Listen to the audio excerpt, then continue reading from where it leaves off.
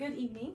My name is Alexis Hernandez. I'm a student physical therapist here, and I'm going to be conducting a cranial nerve examination on you.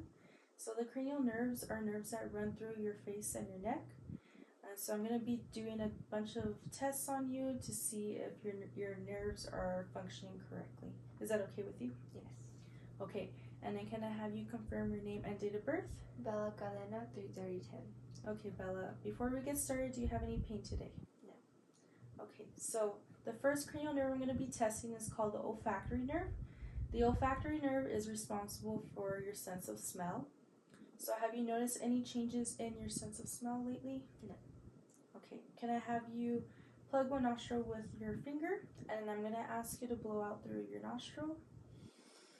Okay, can I have you do the same but on the other side? Okay, good. So what I'm going to have you do, I have two scents here. I'm going to ask you to try to identify the scent of smell with your eyes closed.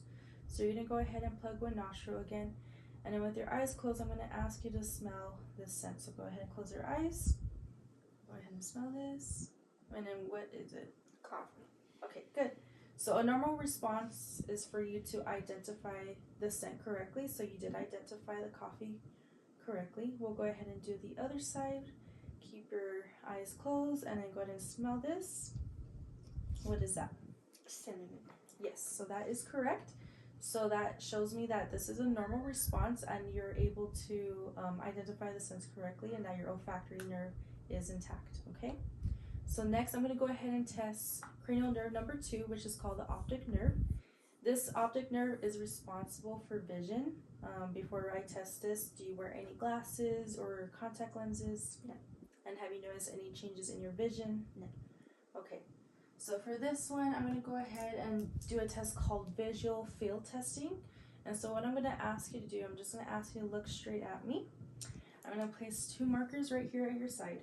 And I'm going to go ahead and move the markers without you looking or turning your head. I want you to keep your eyes straight at me.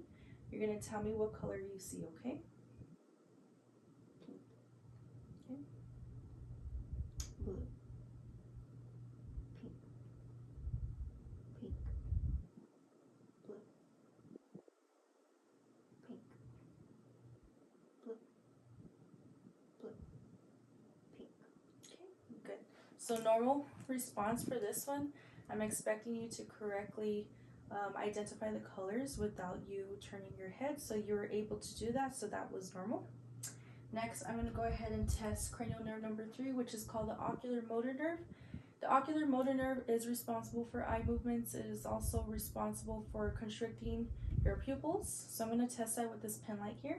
So you're going to look straight at me again, and then I'm going to go ahead and just shine this light at you.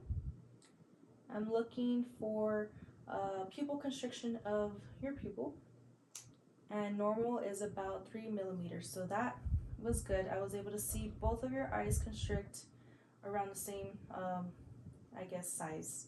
So that was good. We're going to go ahead and move on to cranial nerve number 4, which is called the trochlear nerve. And so the trochlear nerve is responsible for moving your eye in and is responsible for moving it down. So to test that, I'm going to have a pen and a pencil here. So I'm going to hold it right here. And I want you to look at my pen whenever I say pen and look at my pencil whenever I say pencil. Okay, so don't move your head, just look at it with your eyes, okay? Pen, pencil, pen, pencil, pen, pencil, pen, pencil, pen, pencil, pen, pencil, pen, pencil, pen, pencil. Okay? So I'm expecting you to look, and I look at my pen and my pencil correctly and without a delay, so you're able to look exactly at the object. I didn't notice any nystagmus or abnormal movements of your eyes, and you were able to look directly at it, so that was a normal response. Next, I'm going to test cranial nerve number 5, which is called the trigeminal nerve.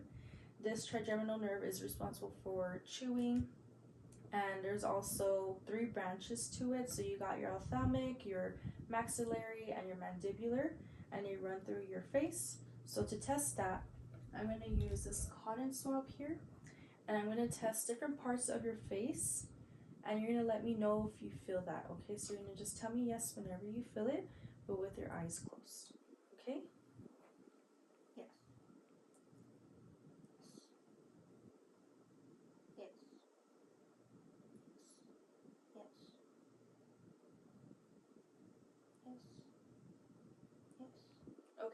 can open your eyes.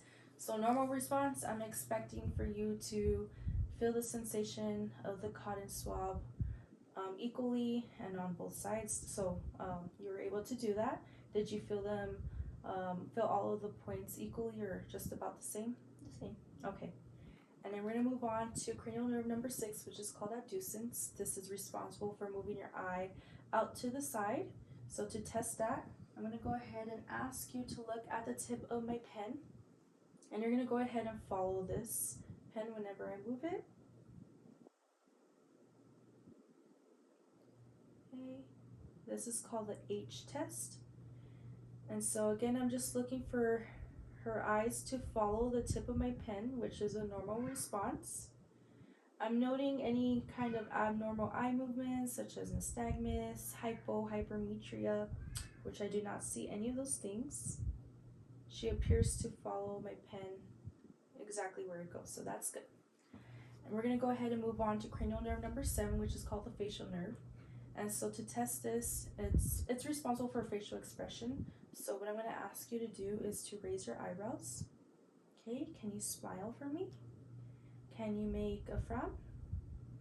Can you close your eyes tightly? And then can you puff out your cheeks? And then don't let me push it. Okay, good. So for a normal response, I'm expecting for you to be able to make facial expressions, which you were able to do. So that was normal.